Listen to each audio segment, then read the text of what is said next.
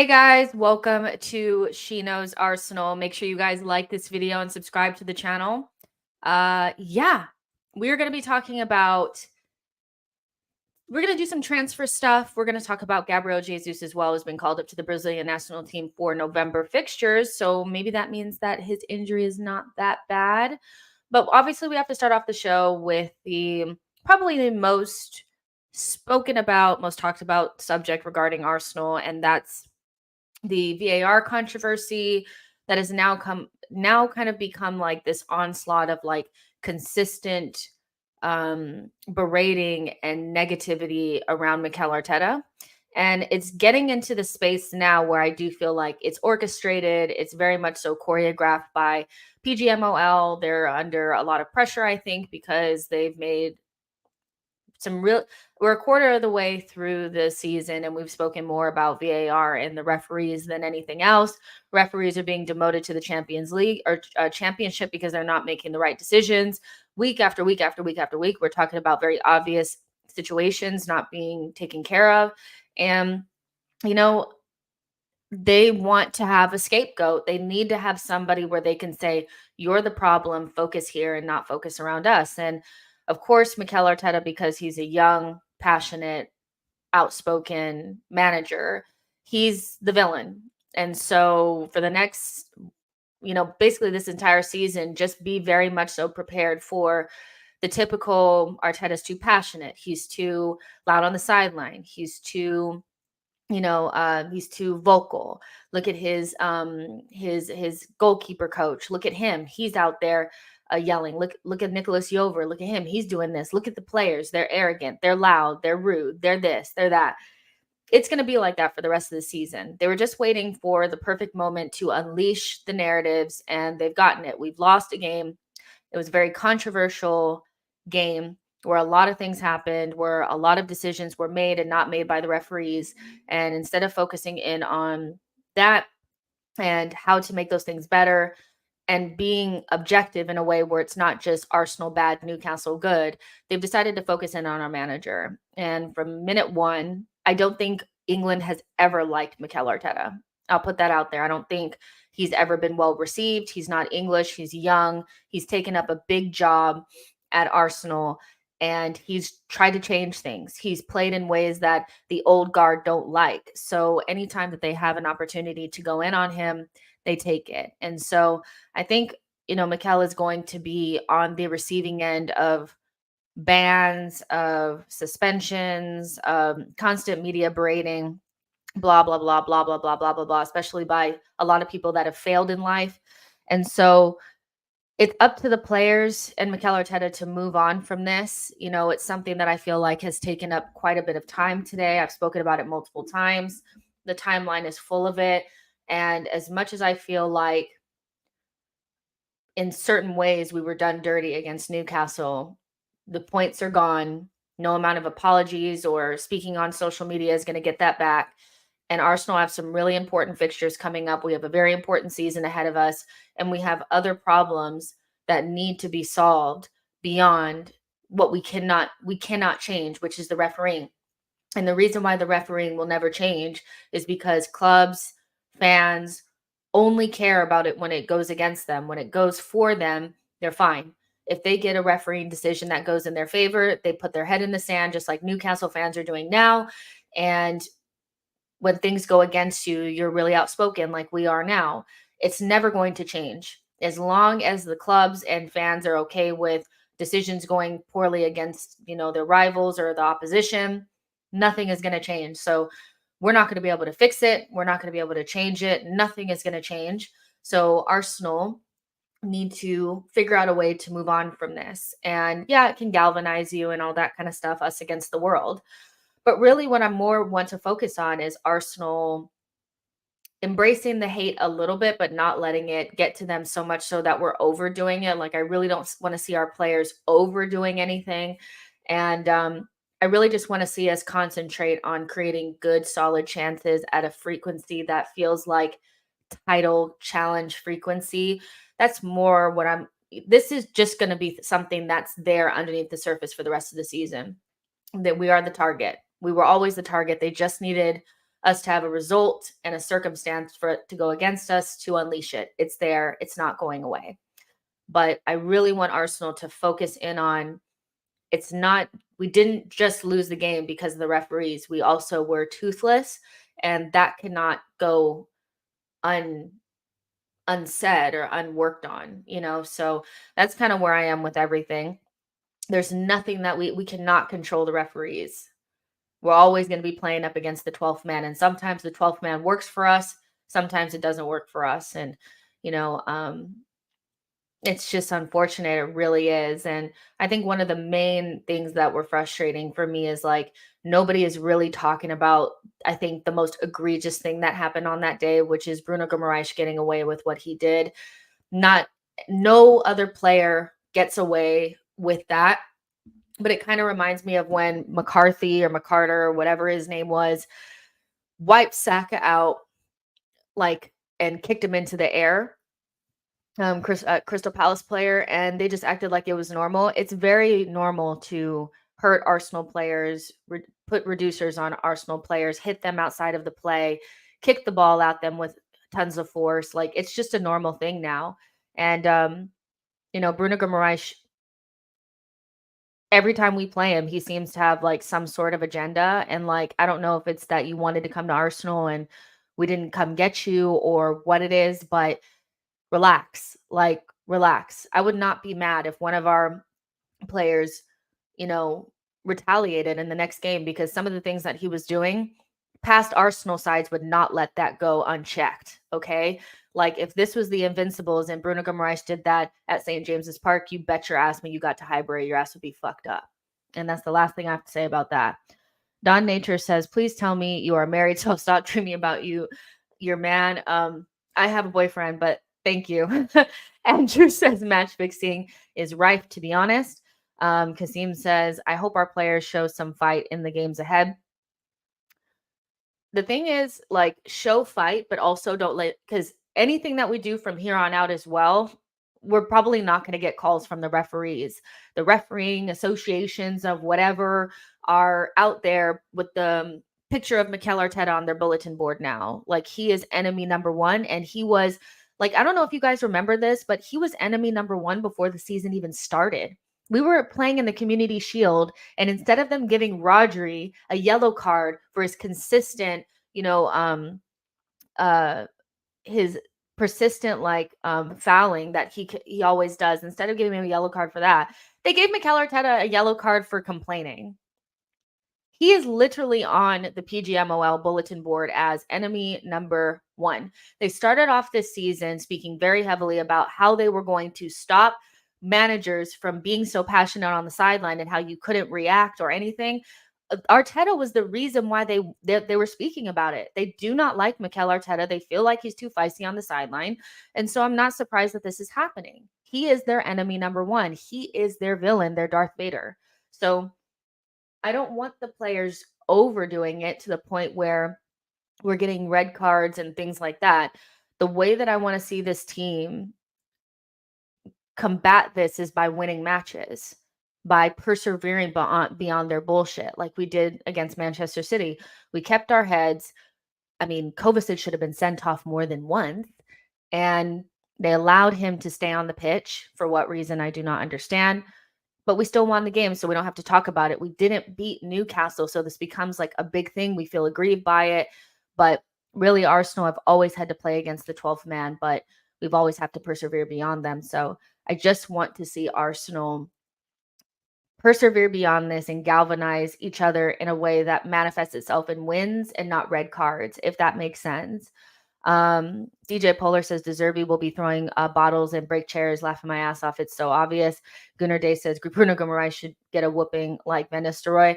I'm just saying, if this were the Invincibles, it would not go unchecked. He would not come to the Emirates without it being known that he was not welcome there. You know what I mean? This team is probably not going to do that. And that was 20 years ago. But would I be upset if somebody checked him? Probably not. Anton Dunn says, do you think it's possible that the Saudis could get to the referees and some moolah. I find it hard to believe that the match hasn't been fixed since the intro of VAR. I don't know about that.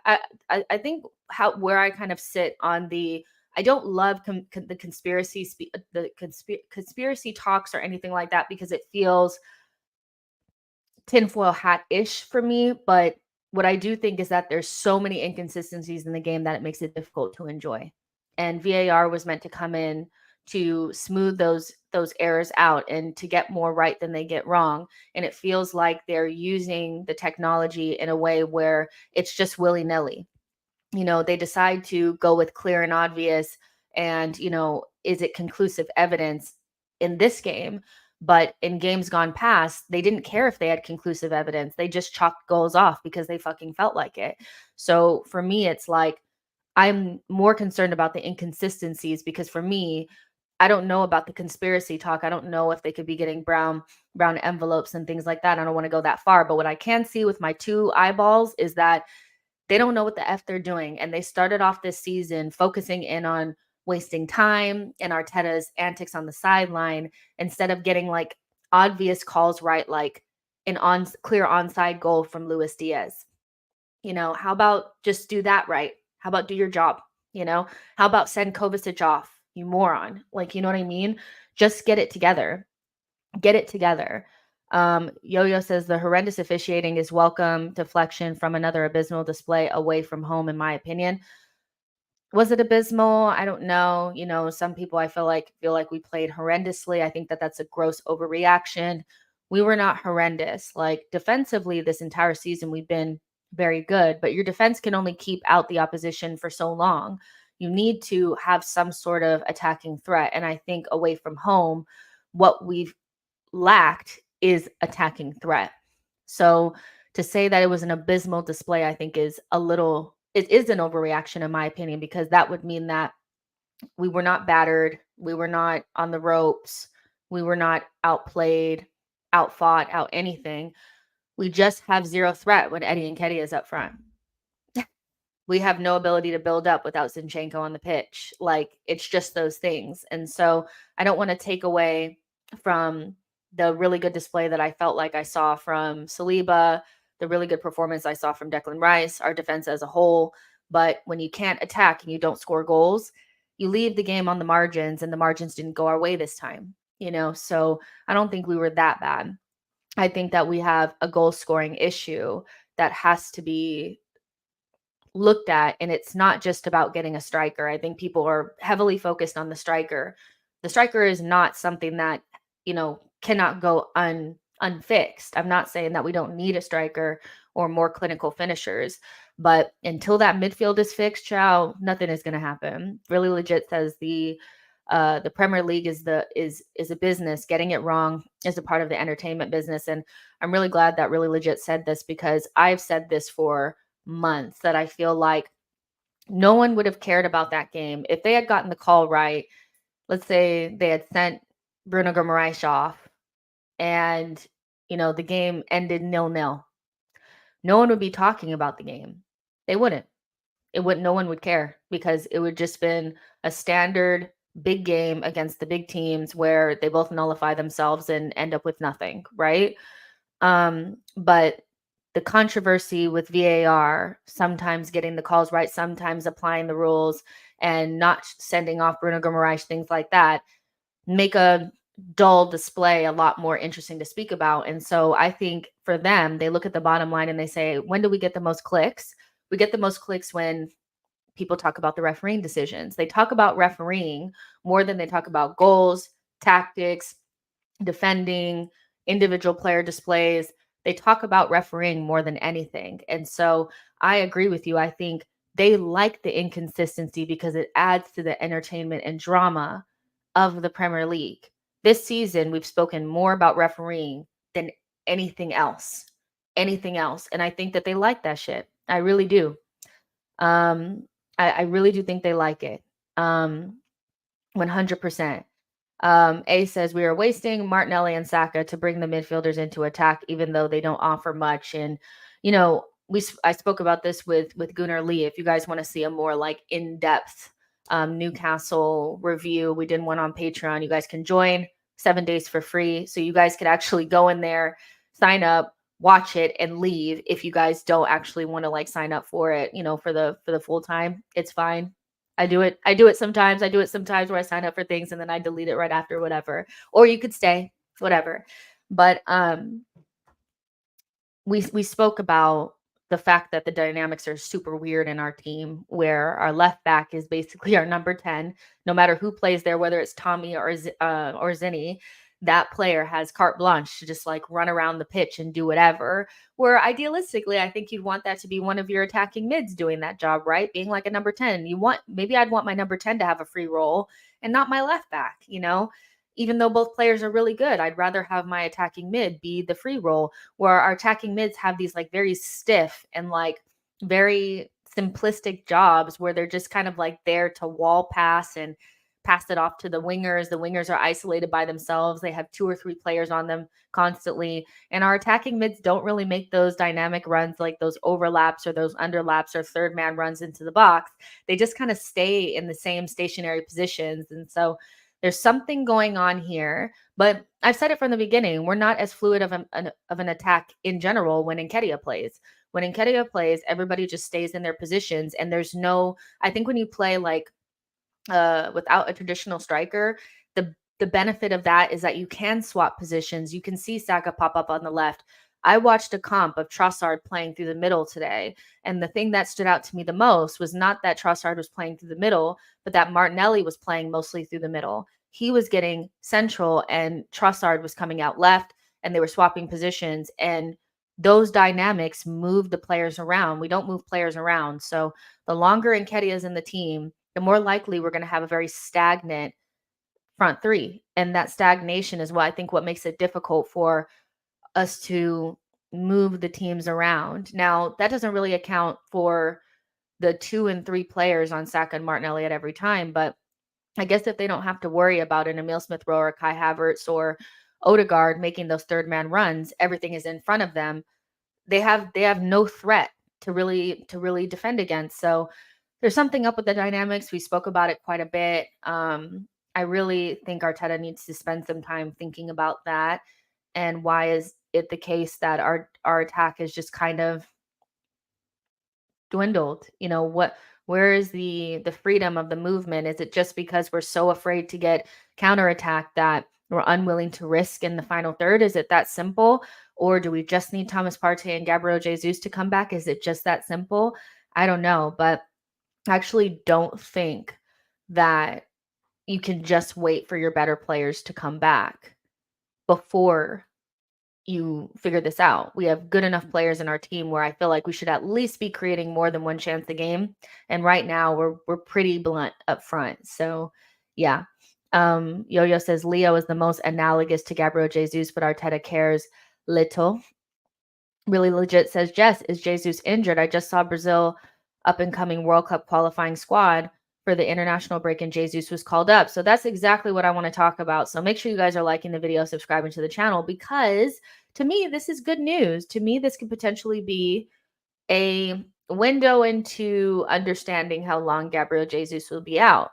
Now, let's look up these World Cup qualifiers and see when the games are. I think they're around they play against, these could actually be some really some tasty games actually. Colombia versus Brazil is on November 16th, and Brazil versus Argentina is on November 21st. So if Gabriel Jesus is called up for those games and he doesn't call out from now until if he doesn't call out of this camp or out of these qualifiers, then I would imagine that he'd be back around that time. They said his camp had said, around December, the beginning of December is when he'd be back. But quite frankly, if I'm Arteta, if you're not going to be back until December, you damn sure ain't going to these World Cup qualifiers. So maybe he will be back before then. Some people were saying that he'd be back for the Burnley game, but November 16th is like 10 days away. I would love to see Gabriel Jesus back in this team ASAP. I really need to see some sort of continuity, and I think we need to see 3, 4, 5, 6 games without Eddie in the team and Jesus in it. to really understand if our problems are bigger than that, which I do think they are, or is it just as simple as getting Jesus back into the flow? I think it's also not just going to happen overnight. The dynamics that we had from last season are so far away. Like the last time that we really saw Jesus and Martinelli and Saka play together consistently was like it was way last season, because Gabriel Jesus also had like some inconsistencies at the end of last season too. So, and like some injury problems then, injury problems at the beginning of this season. So, it is so important before December that we get these three playing together. They're our best front three. We don't have anything like it. And we even saw against Sevilla that at least Martinelli and Jesus were building that that connection back with it's like they have like a thing where they understand where each other is going to be. Gabriel Jesus comes deep, Martinelli makes the run into space, and then they connect in that way. And so I think it's really important that Gabriel Jesus maintains some level of fitness for 5, 6, 7 games in a row, because this him coming in for a game then going out, him coming in for 2 games and then going out, I think it also makes Mikel Arteta want to split his time, because at a certain stage, like before Gabriel Jesus started to start again, Eddie was kind of playing in the Premier League and Gabriel Jesus was playing in the Champions League. We need him playing in both competitions. It's just we need to see it.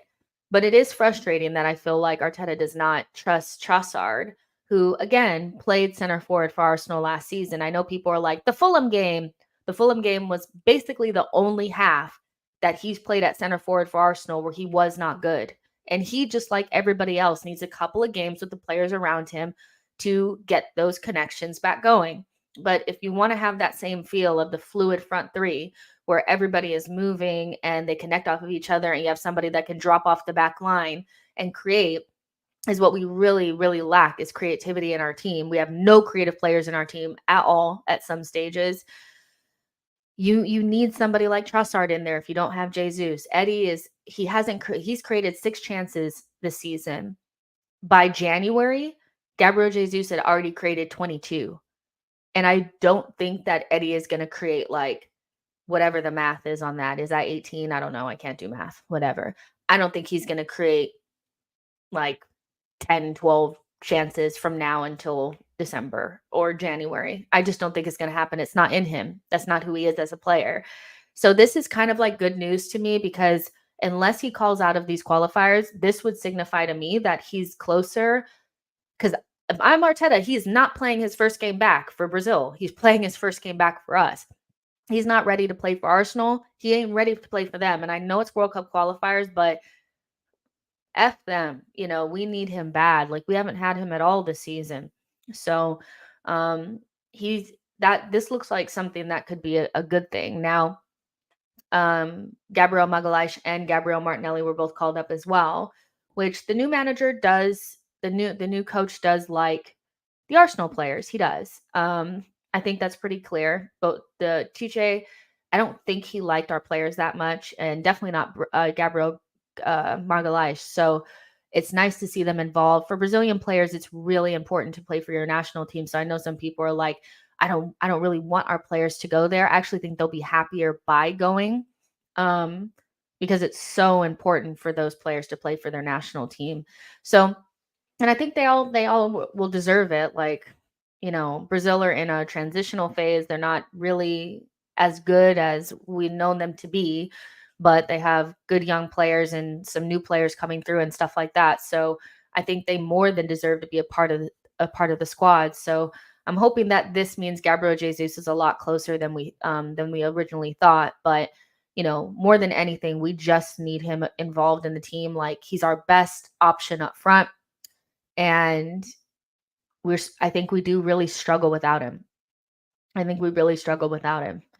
Social Join says, I'll listen, if Kai plays to that Newcastle tempo and intensity, he'll be useful. Something might happen. Nuances of Face says he was dragged off at halftime in that game. Go figure.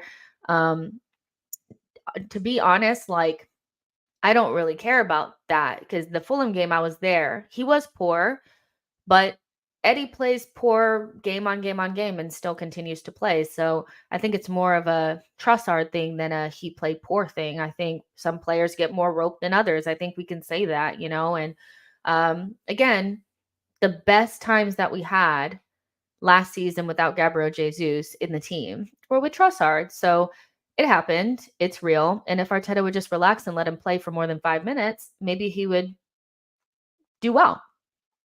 Johnny says, in Arteta's defense, Trusshard was shit every time he started this season. No exception every time. And he's been most times he came off the bench, not against Newcastle though, but nobody was. Don't really care about that. Again, like there are players that play poorly game in and game out, and it doesn't matter. And they get 4 or 5 games on the bounce to play. So Trusshard may not be playing at his best right now, but who's coming off of our bench and playing well right now? If you guys can name somebody that's coming off of our bench, maybe besides Tommy, that looks great when they come straight into the team, they don't. So give them more than a couple of minutes here and there. If he starts, let him start that game. And then I don't think he's starting and he could never play again. I don't think it's ever that bad. But what's Eddie's excuse? Eddie can go 3-4 games in a row, do absolutely nothing, and he still plays. Havertz got 4 or 5 games on the bounce, did not play well, kept playing. So it's not in Arteta's defense. If you're not playing well and you don't get to play the next game, that only really applies to Trusshard. That doesn't really apply to anybody else. So it's not really in Arteta's defense. He just doesn't like Trusshard as much as he likes the other players. It's just that simple for me. Like I literally have watched Eddie and Kai Havertz have bad games week on week on week and start and play 90 minutes. It doesn't matter to me. Like allow Trusshard to have a bad game and play the next game and then play the next game and play the next game. I'm sure he'll have a good game in between there. It's Trusshard. He's not a bum. Like I saw a stat that somebody put out there that like, I have to find it. This is what I'm talking about. It's like this whole, I don't know, Trusshard shit is just like, it really annoys me so much. Let me see if I can find it. Because it was somebody was trying to back Eddie with some weird ass stats, and I was like, be fucking for real. So somebody said Nketiah has 19 goals and 37 starts. Like, that's good. People would think that that's good. Trusshard has 22 GA and 28 starts. 22 in 28 starts. As bad as he's been for Arsenal, since everybody's saying that he's so bad and every time he starts, he's trash, how does he have 22 GA? Eddie only has 19 in 37 games. And he plays, when he starts, he plays the entire 90. So, like, Trusshard is a much better player than Eddie Nketiah. And if he got as much rope as Eddie got, maybe he'd play well. So I'm not hearing this whole, well, when Trusshard got a chance, he didn't play well. Then why is Eddie still on the pitch all the time? Like, let's be for real. Let's be serious. Yo-Yo says when one player returns, another drops out, and when it rains, it pours. That's how football works. Really Legit says he isn't gonna call out for Brazil, especially with the new coach preferring him over Richarlison. Biggie says Eddie and championship type of player. The Eddie Trusshard debates are laughable because they're not even in the same stratosphere as players. Saksham says Eddie isn't even better than Timo Pukki. Lucas says, didn't Trusshard create the chance for Saka when he missed the open goal versus Fulham? If I speak. Social Join says the new Brazil manager plays attacking football, very Wenger-esque approach. Big Gabby should have been in the World Cup, not Bremer. 38-year-old Dani Alves was a poor selection. He just didn't like our players. It was just, I just had that feeling. That's the feeling that I got. Nuances of Fate says, I mean, Arteta never lets Trusshard even have a bad half. That's how I feel. Like, I think Trusshard is the type of player that knows if he does not play, even if he does play really well, he's not going to start the next game because if Martinelli's there, he's not going to start. So it's damned if you do, damned if you don't. Play well, don't play the next game, play poorly, get ripped out at halftime. Like, I don't know. Like, why can't Trusshard get 4 or 5 games in a row, rain or shine? Trusshard, if you give him 4 or 5 games, he's going to give you at least 2 or 3 really good ones. Like, this is Trusshard we're speaking about. Like, I feel like we're talking about two different players sometimes. It's like a whole nother like universe that we're in sometimes. We're talking about Eddie versus Trusshard. Like, are we having the same conversation? Um, Johnny D says, I agree he's better than Nketiah in tough matches, especially away from home, not scoring in 19 games, so full away season, laugh out loud. Boy says Nketiah is never going to be dropped. He's Arteta's undocumented son. Jordan Davis says, we need a striker in Jan. That Zenko guy is young, but I think he will work. We don't need an elite ready now attacker that will displace Jesus. It could cause problems. The striker situation is interesting because again, a lot of people are heavily focused on the striker. And the thing is the media have decided that all Arsenal need is just a 22. It's 22 to 25 goal season striker. They need a proper number 9. They need somebody up there that can hold the ball up and just be in the box and head the ball. It's so like basic to me that I don't think people are actually looking at the source. If we create the amount of chances that we create now, we're still not going to score that many goals. A striker like a Tony or a Zenko needs service. And right now we're not creating enough. We don't serve the players. It's not like Eddie's sitting there missing sitter after sitter after sitter after sitter. That's not what's happening. Like he's literally getting no shots a game. Saka's getting no shots a game. Martinelli's getting no shots a game. We have like a systematic issue that is starting from the midfield. And that has to be solved more than anything. Not saying that we don't need the striker, but I just don't think it's that simple. Now, Zenko is, I don't know if that's somebody that you can get in January, but Arsenal have been linked to a midfielder for the January window. Arsenal are set to fight Liverpool for Brazilian star Andre in January. We've spoken about him before. He's at Fluminense.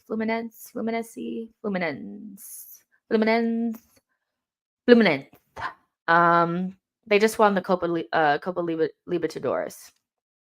For Fluminense. Is it Fluminense, y'all? Let me see. Fluminense. Whatever. Somebody will cook me. I'll figure it out. But they just won the Copa Libertadores like yesterday, and he's been linked to Liverpool. Liverpool tried to buy him this past summer, but they wouldn't allow him to leave. They don't really like to let their players leave in the summer window because their season doesn't run at the same time as the Premier League. So idealistically, they'd want to sell in January because I think that's kind of like a better time for them. So he said to like he is going to leave his club in January, and the price tag is 35 million euros, which is very cheap. And so you have the availability is taken care of. The fee is not big. He's 22, so he has a huge, he could get so much better from here. I think he's better value for money than somebody like a Douglas Luiz who is already in the league that you probably can't get, that you can't get now anyway mid-season. That's probably as good as he's going to get anyway, or he's near it because Andre is 22. And Arsenal are said to be really interested in him and have visited the club and stuff and have already kind of spoken to the people around him. The problem that you have is that you have Liverpool that are very interested. And so that makes me a little bit worried because again, here's the problem that Arsenal have now is that they did not strike while the iron is hot, while they were a better proposition than everybody else around them. We've allowed the projects around us to get in the same vicinity as us. So somebody like Andre is probably going to look at Arsenal and Liverpool. And even though we're in the Champions League and they're in the Europa League, we're sitting in the same place in the table now. Liverpool were so far away from us last season that I think in the summer, had we had went for any player against them, we probably would have gotten them. Now that the season has started and things have evened out, we didn't strike while the iron is hot with the players that we should have gotten. We should have bought the best possible left center mid that we could have possibly purchased this past summer. That's what we should have done because we were the hottest prospect. We were the project to go to.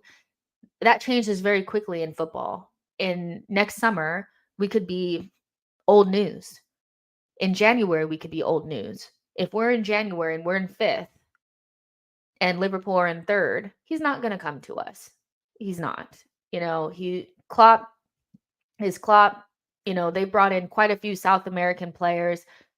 They have a lot going for them, in terms of this player, and especially because they already have wanted him. So I think Arsenal would be playing catch up in here. But again, this all goes back to Arsenal and their poor recruitment over the summer, because this should have been taken care of anyway. We shouldn't be going into the January transfer window looking for a midfielder, but we are, potentially, because we've made the biggest mess ever in the world in terms of our midfield. So he looks like a very good player. He looks the part. What I'm hoping is that during this next international break, while Casemiro is injured, that they allow him to play. He was supposed to play, I think, more minutes in the last one, but Casemiro kept playing. Casemiro's not going to be there. Please play Andre so we could see him play. Like, I want to see what he's all about, because I don't get to catch Brazilian games that often. So don't play Douglas Luiz, play Andre so we can see him. But Arsenal do need a player like this. They need a player that's kind of like a CM, DM, that's, can carry the ball, that's tenacious. I think we need a little bit more bite in our midfield too. Like, he's somebody that he does remind me quite a bit of Bruno Garay. I'm not going to lie. Like, he does remind me of that type of player that can play 6, can play 8, but it's just a midfielder, not a number 10. Avoid the number 10s with your life. We do not need another number 10. And so when we talk about needing a partner for Declan Rice, this guy kind of fits the bill. He's not as, I don't think he's as Jorginho-like as Zubamendi, who would be my ideal person. But in January, you may not be able to get your ideal, so you need to pick somebody. 35 million euros for a 22-year-old Brazilian, star that can come into your midfield and make you instantly better like that, and partner Declan Rice, but equally could get much better in the future and also would hurt Liverpool from being able to get him. Sounds right to me. Does Edu have the cojones to go down there and convince him to go to us instead of Liverpool, is where I struggle. And are Arsenal ready to buy a player in January, because we don't have money? We don't have money. So, it's a very, he's an interesting player, and I'd be interested to see him at Arsenal, but we don't really need, we really didn't need to be going into the January window still trying to solve midfield when we spent almost 200 million on midfielders this summer. Boy says, can we not recall Patino, or did we make his team pay a loan fee? I don't know, but is Patino really a player that you want to bring back off of loan? I think that would suck for him. First of all, I don't think Arteta would trust him. What's the point of bringing him back off of loan if Arteta's not going to play him? Arteta will continue to play. He'll play El Neni before he plays a kid. That's just how Arteta is. So bringing Patino off of loan just feels like a waste of time for everybody, because he's not going to play him. So we probably could bring him back off a loan, but not fair to him to just sit around on the bench while he's doing really well. Social Join says, if we want Andre, we get him, but not sure Arteta wants him. We have loads of Brazilian in our squad, plus Edu. Loads. Yeah, we have loads, but, has Edu yet to bring us anybody from Brazil that's been of top quality? No, I don't really give him that much credit for Martinelli, because that was mostly Francis Cachicao that did the majority of the work on that one. Gabriel was in France. Gabriel Jesus was in the league. So I'm yet to see Edu go to Brazil and come back with somebody that we really wanted, because Marquinhos is not that great, is he? Really Legit says, Andre Trindade is miles ahead of Bruno Guimaraes. Elliot Robert says, we need someone to break lines. A la parte, our lack of midfield attack is killing us. John P says, Liverpool press is saying it's a done deal. They have agreements in place. Well, then we don't have a choice. We don't have a chance, do we?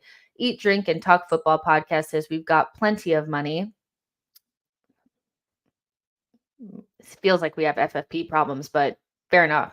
Jordan Davis says, problem is Liverpool don't negotiate. They just slap money. Edu drags things out. And the one thing about Liverpool that I really do like about the business that they do, I know somebody will be like, well, what about, Lavia and them?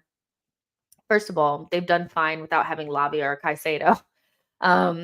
But their deals are so quiet that nobody else can really get involved once they've got their grips on a player.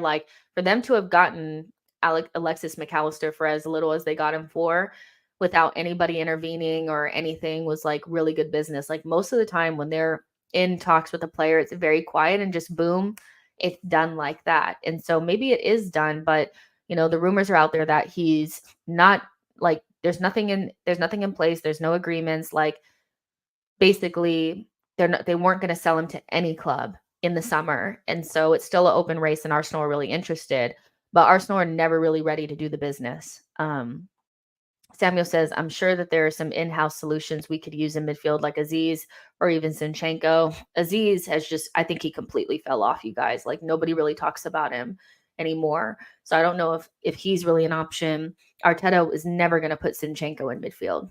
If he was going to, then he would have done it by now, I think. Boy says, we do have FFP problems, need to get rid of Cedric, Elneny, and Jorginho. Chosen One says, Jess, about the midfield situation, I know I've already said it, but I think a player like Eze is phenomenal.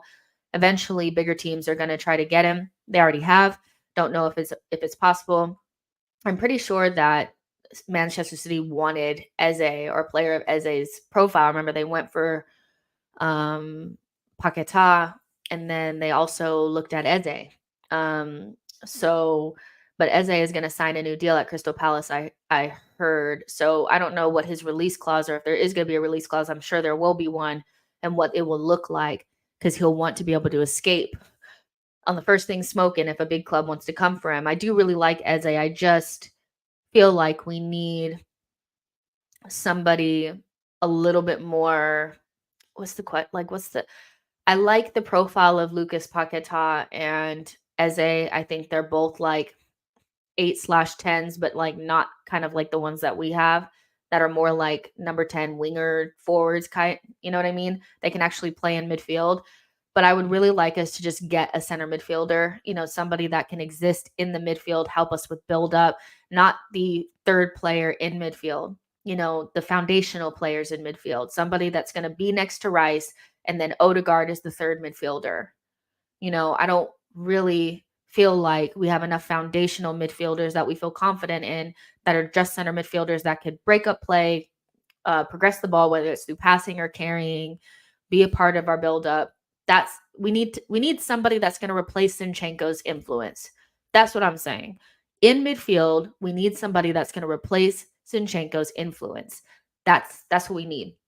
Lots of touches, deep in midfield, can dictate play, tempo, all of that. High touch player. That's what we need. I don't know if that's Eze or Paquetá. I think they're kind of the third man in midfield that they're a complement to the foundational pieces in your midfield, if that makes sense. But I really do like Eze. I just don't think we need him.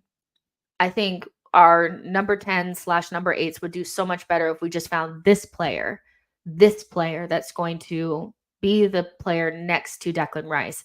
Eze is not going to be Declan Rice's best partner. That's not going to happen. Yo-Yo says we need someone to link that the thirds a CM. We have a DM and a attacking mid already. Exactly. Boy says Chelsea are paying those transfer fees over 4 years or something. They have to either make UCL or make sales if they fail to make UCL. Nabil says, I think getting Joey Veerman or Maxence Cacaret would be very good options. Boy says Patino and Nweri are the players we are looking for to solve our midfield. Both are already contracted to Arsenal. They just need to not have to be super important when they come in. Like, I don't have a problem with Patino being integrated in. Like, that's something I've been advocating for, but there just has to be a buffer in between. Like, if Xhaka was here, then you can bring in a Patino and he wouldn't be under any sort of pressure whatsoever. But to recall him or something like that, or even have Nweri in the team, I think at this stage, first of all, Arteta would never play them. And two, if we started playing them, they become too important to the team. Like, everybody is not Saka. They can't just come in at 18 and just like be ready to go and be a part of the team. Like, that's why Saka's special. So I think we still need to reinforce midfield because we didn't do a good enough job in the summer. And we have 3 30-year-old midfielders that are going to be moved on within the next 6 to 18 months. So we need to figure that out. And so I would like getting somebody like Andre for like very cheap, less than like 40 million would go a long way to solving our midfield problems and getting us going in the right direction. Do Arsenal have the ability to be ruthless and move somebody on in January so we can get him?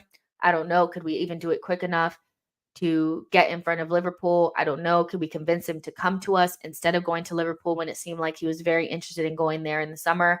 I'm not sure, but I would really love for Arsenal to bring in maybe a midfielder if Partey cannot maintain his fitness, because that is one of our bigger issues. We just don't have the midfield that's going to create the chances. We need to relieve Martin Odegaard of this deeper role that he's playing, this, tempo control role that's deeper and more, static.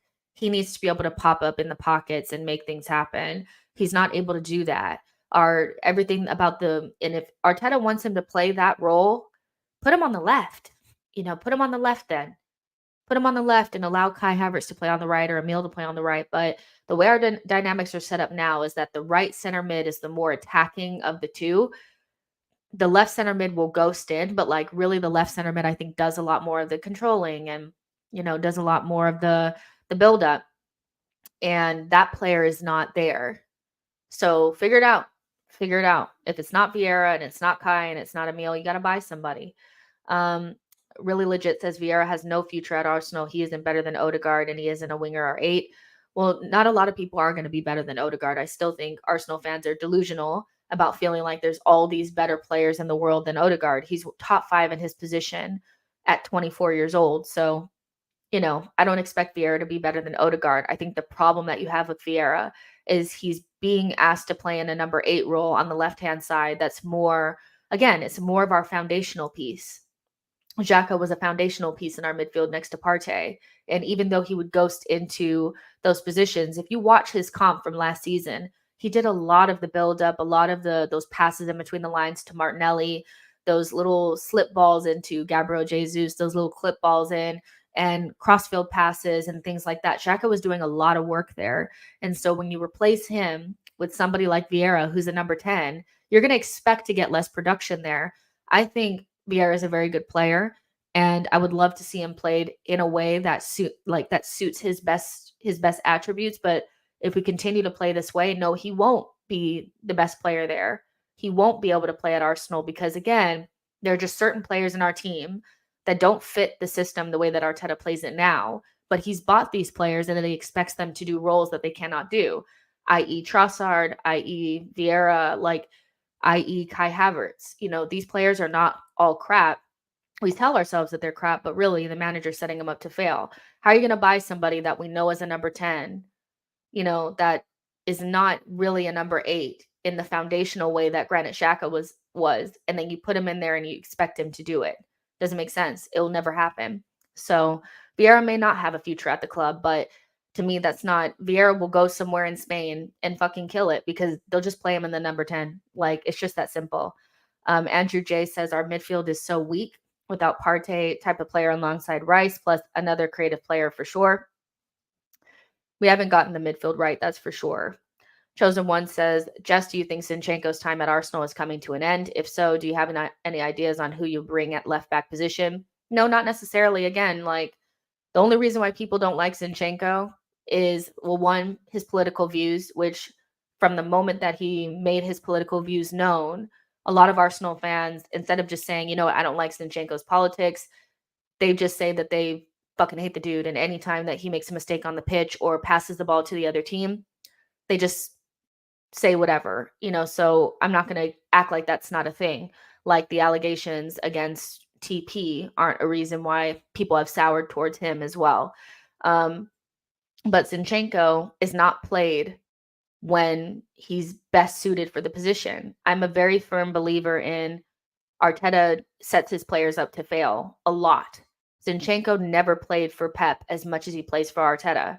And Pep would use him in certain circumstances to help unlock deep blocks and things like that. But Zinchenko's influence in our team is so much greater than it was in Pep's team ever. Pep never expected Zinchenko to be his number 10 from the left back position, and no other midfielder is creating but him. But in Arteta's team, he does that. And not only does he do it in home games, but he does it away from home at Chelsea. He does it away from home at Liverpool when he has perfectly good players on the bench that he can put in those positions that won't get as exposed on the defensive end. So Zinchenko for me is not a player that we need to sell or move on. Arteta needs to use players when they should be used. Like, I'm so glad that Zinchenko could not be blamed for the Newcastle game. He couldn't be blamed. Why? Because he wasn't really on the pitch. He came in at the very end. Game was already lost, so but defensively, we didn't get cooked down that side. That's all Arteta needs to do. That's all he needs to do. Zinchenko was very good against Sheffield. He's had some very good games this season. But when you expect him to defend against Raheem Sterling, what do you expect? Zinchenko is a very good player, but I think we relieve Arteta of a lot of blame. And every squad player that we have, we decide that we just don't have any squad depth because they don't look good when they come in. Some of it is on them, but a lot of it is do you ask yourself, were they set up to fail or were they set up to succeed? Most of the time, they're set up to fail, i.e., Tierney being asked to invert. That's a huge red flag for me. You're asking a overlapping left back. What is that? What's that thing? Did you guys see that? Did you guys see that bubble with the thumbs up? I don't know what that is. But when you ask Tierney to invert, that's on Mikel. That's not on Tierney. Tierney has his own issues of not being able to stay fit or whatever. And maybe the team had outgrown him. But ultimately, why is the manager playing him in an inverted position when we know that that's not his best way? Arteta plays his way no matter what. And if you don't fit it, he's going to continue to do it until people start saying things like that player is shit. Then he's got you exactly where he wants you. And then it justifies his ridiculousness. No manager would have ever asked Tierney to invert, but Mikel Arteta. So it is what it is, Yo-Yo says we could do with actual fullbacks at the club, though. Rice versus Martinelli versus Newcastle could have done with a nippy left-footed player sprinting on the outside, pulling opposition players away from them. Yeah, fair enough. I also think Arteta could just ask the fullbacks that we have to overlap. I don't think it necessarily has to be an overlapping fullback, but he's taught Ben White to overlap. Ben White did not overlap against Newcastle, not because he can't do it. It's because he was being asked not to, because I think Arteta was scared to get exposed. So, I see Gvardiol fucking overlapping. Tommy and them can overlap and provide that extra player. If you guys just want somebody that's more like a winger, fair enough. But to me, it's all about tactics. Sometimes I think it's about tactics. And if you ask Tomiyasu to overlap, he can. He will. He's not going to be like Bellerin. But I don't think you need Bellerin type fullback to overlap to get that same feel of just having an extra man there to pull the fullback out wide so that you can have the space inside. So yeah, you could just have the fullbacks actually overlap instead of play midfield all the time. Johnny says Arteta didn't set anyone up to fail. That's going way overboard. You can say then that he set Aubameyang up to fail. Nope, just not good enough, as there are 80% of these not informed players. I mean, to me, that's an alternate reality, to be honest. I think Aubameyang's main issue and why he left Arsenal was because he didn't get along with Mikel Arteta. But Mikel Arteta was asking, an elite poacher to come deep and link play. And so Aubameyang couldn't do it. So his form definitely dipped a lot more. He became fractious within the dressing room. And so it's no surprise that he went to Barcelona and was killing it. Remember, he went straight to Barcelona and killed it because they weren't asking him to do those things. So I choose to look at the entire picture. And I think people want to just believe that everybody on our bench is shit. Keep believing that, because everybody on our bench, you'll never like any of the players that we have there. Ever, because unless they're just like Saka or just like Martinelli, they're not going to be able to do the thing. If they're not, we already said this the other day, our system is based on the individual. So the system is based on Odegaard's individual qualities, Saka's individual qualities, Martinelli's individual qualities. When the system is like that and not built on anything else, when those players aren't there, the other players that come in just don't look as good. So keep telling yourself that Vieira and Trusshard and Tierney and Aubameyang and all these guys were just shit and just didn't play well. And it's not on the manager at all. Like, keep telling yourself that. Sadie says Vieira is a good player, but needs to play with a double pivot. I agree. John P says Saka is getting nowhere on the wing at the moment. I would love to see him left 8, but never will happen. Mark Neighbor says we are becoming very regiment and idealistic in the play and style. We are becoming very limited. That's why Eddie struggles. We're not set up for a poacher, and it shows. DJ Polar says 11 goals in 14 games is, or something like that, was mental. And here's the thing, like, this is why when people are like, oh, we just need a striker, even though Eddie is like nowhere near like the best striker in the world, even if you stick like any traditional number 9 up there in the team that we have right now, we're not scoring any goals. Like, it's the way that we build up. It's the way that we create chances. We just don't. And so it's not going to change. Like, it's not going to change until the system changes.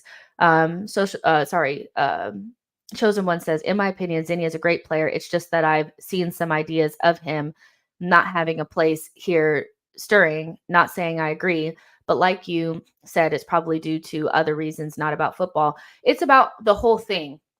It's about the whole thing. Like, I get why Zinni is, 1 minute people love him because he's helping us unlock these deep blocks, and he was one of our most influential players last season. You cannot deny that. Next minute, they don't like him because we're not playing well, and he gets megged by, Trent, and they score. Whatever. Like, fans are very like fickle like that. So I understand why Zinchenko is not going to be an Arsenal fan's favorite. He just is not ever going to be. But does he not have an important role in the team to play? Yes. But it's so obvious when there's games that he shouldn't be playing in, but he plays in them anyway. And so I can't really blame him for that, because Pep would not have played him against Chelsea. He wouldn't have. He would have played Tommy. Most managers would have. Elliot Robert says, if there's an internal solution, play Zinni in the Partey role temporarily until we find a better solution in January. Needs must. Let's see. Johnny D says, it's on the manager, 20%, as I said, not vice versa, as you said, except Havertz, that's 100% his fault, but not the rest of the lot. I don't know. I'm very, like, to me, it just doesn't make sense that these players that we buy, all of them are just no good. And like, again, it's always then like, even if you're saying that like, oh, it's just they're not good when they come in. It's not the way that the manager sets up the team. They're just not any good. Who bought them? We have been told by the media that everything goes through Mikel Arteta. These are the players that he bought. So no matter which way you flip it, it's on him. He either bought really crap players or doesn't know how to use the players that he bought. Either way, it's on him. We have a bench that I feel like we're not getting anywhere near as much out of it. In fact, I think our starting 11, we're not getting as much as we could possibly get out of it. So I think Arteta, over the time that we've seen of him as a manager, I think I've always had the feeling that we don't get the most out of all of our players. Like, I think some players are just easily discarded because they don't really fit the system. And there's ways to get them going without completely disbanding your ideas. But Arteta's kind of all or nothing. Instead of trying to figure out a way to use Aubameyang, he put him in a position that just does not suit him. It's like, well, you don't fit my system, man. You don't fit my system. Aubameyang, he didn't fit the system. Tierney just don't fit the system, I think when you're inflexible like that, and then you buy players that are not just like the players that you built the system around, what do you expect to happen? People are out here telling me Trusshard is a bum. And I'm just like, see, this is how I know that people aren't using the whole noggin. But it's fair. I get it. I get it. To me, it's not Arteta out, like F him. Like, he's done a lot of really good things. But I think over the time, like, I've always kind of felt like he just hasn't gotten the best or the most out of the group that he's had. And Arteta may just be the type of manager that needs 2 world-class players in every single position that kind of play similarly, because he can't get the most out of Trusshard, because Trusshard is not like Martinelli. Just that simple. Nabil says, Mikel Arteta has a lot of broken promises. Reece and Eddie stayed on at the club to play more, only for them to eat the bench. Eddie can't perform if the wingers can't cut in and don't cross. It's a shame. Ham says, I think our attackers aren't taking risks because they are scared of quick turnovers. That's why our attack has been so much more worse, but our defenses look so much solid. And there's a combination of so many things. Like, it's not just the players are out of form. It's not just the system. Like, there's so many different factors, like, that until we see, like, maybe Jesus and Partey come back, that, you know, maybe that solves everything. Maybe it doesn't. There's just so many open-ended questions when it comes to our attack. So we just have to kind of wait it out. But I'm sure it's something that Arteta's thinking about, because Arteta's I think he's very clued up. He will be looking at the numbers and looking at the goals and stuff and understanding that we're not creating enough chances. He just has to figure it out. So I know everybody's going to go and watch the game now. Take care of yourselves. I hope you guys have a good rest of your day. There will be a Arsenal news show that comes out at 10 a.m. UK time tomorrow, and then we'll go live again at the end of the day. So around this time again, I'm going to put out like a little video / post about the new content schedule. I'm giving you more, not less, but it's just going to be at different times and stuff. So I want to keep you guys updated on that. It's also been rolling around on the bottom of the screen. Make sure you guys subscribe to the channel if you're new. We're about 100 subscribers away from 20K. And so I'm really excited about that, because I want to do a giveaway. But yeah, you guys, enjoy the rest of your day. Hopefully Chelsea do something. But guys, Chelsea are not going to do anything to help us out, okay? But enjoy the rest of your day, and I will see you guys in the next one. Bye, guys.